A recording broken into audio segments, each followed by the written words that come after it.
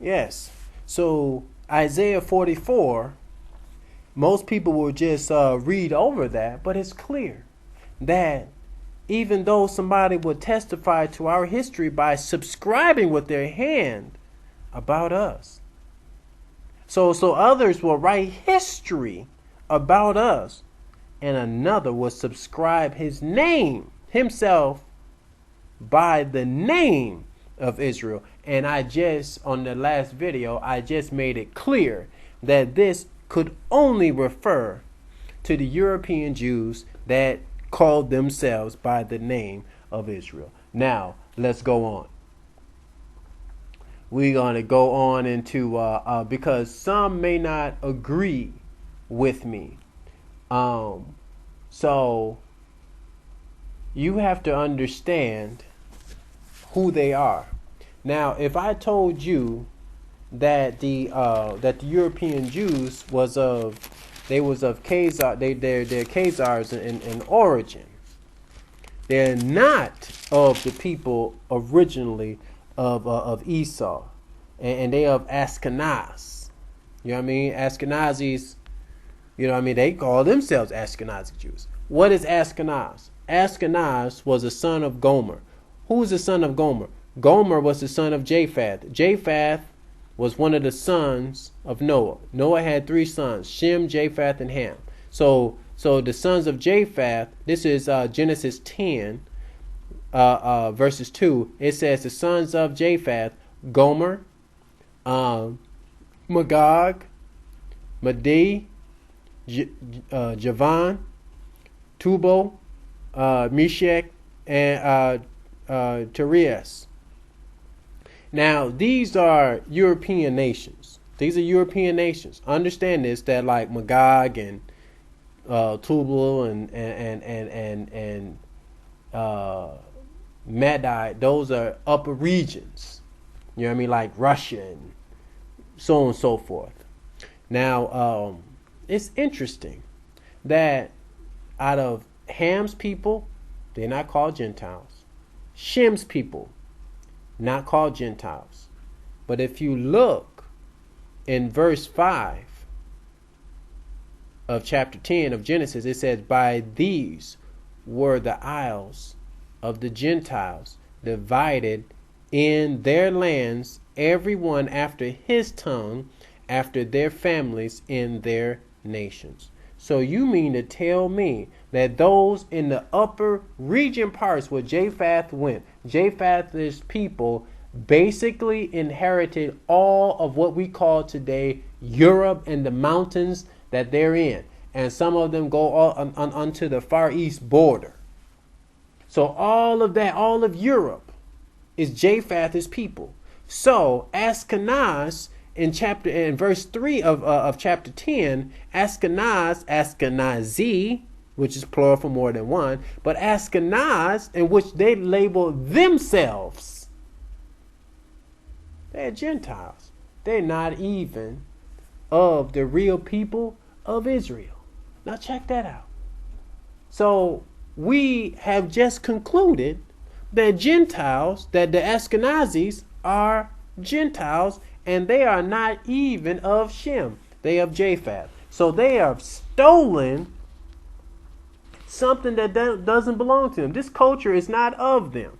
Now, to tell you the truth about the matter and how they had all mingled in with Esau, because Esau went and populated into Japheth's people. And this is how they become into the camps of Shem. Just by this, because Esau was of Shem.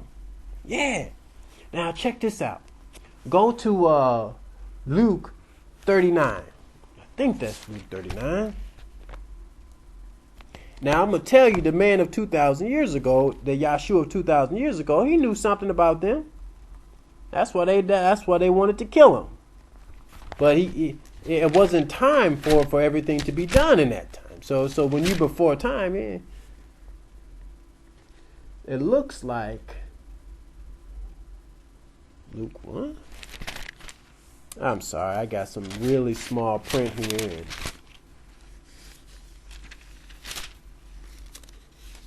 Luke 1, it looks like. Let me see. And look what he be saying about them.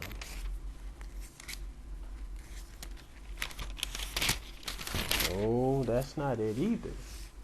Oh, I don't like that. Well, turn to Matthew 23:27. Sorry for the inconvenience. Matthew 23:27. I wrote some really small notes in a corner, and look what he says here. Matthew 23:27. It says, and look at his description. It says, "Woe unto you, scribes and Pharisees and Sadducees, for you are like unto whited sepulchres, which indeed appear beautiful outwardly, but within full of dead men's bones, and of all uncleanness." Stop right there. He describes here the scribes and Pharisees looking like whited sepulchres. Do you know what a whited sepulchre is? A sepulchre is a grave. It's like the tombstone, and it's white because it's made out of a certain stone. It's like a tannish white type of stone that's over there in Israel today. Now, he likened them unto there, which appear to be beautiful on the outside, I guess, with all the with the fancy clothes that they were wearing and garments and stuff like that, which you get all the way down to verse 29. He said, "Woe unto you, scribes and Pharisees, because you build tombs of the prophets and garnish the sepulchres of righteousness."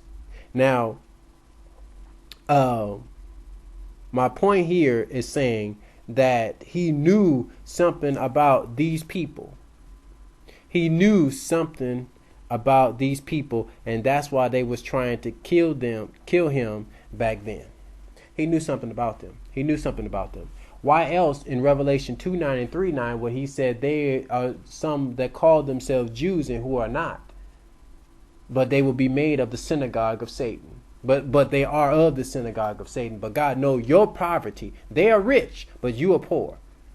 That's interesting, because isn't the white Jews, for the most part, aren't they rich in this world?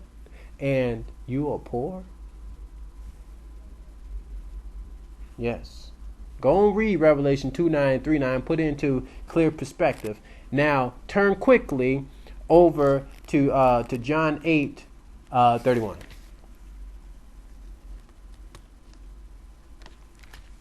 Now, John 8:31, if you get into the text of this, he gets to say exactly where they're from, if you could pick up the clues on this. And it's my job to help you pick up on these clues. And he says, check this out. And he said, and Yahshua said to those Jews which believed on him, "If you continue in my word, then you are my disciples indeed, and you shall know the truth, and the truth shall make you free." And they answered him and says, "We be of Abraham's seed, and were never in bondage to any man. How you say we shall be made free?" Did you catch that? So if the European Jews that this points out, the white looking Jews that's like whited sepulchres, the children of Esau, had they been of the real children of Judah, which this is hinting out here, then they would have been in bondage before. But they said they have never been in bondage to any man.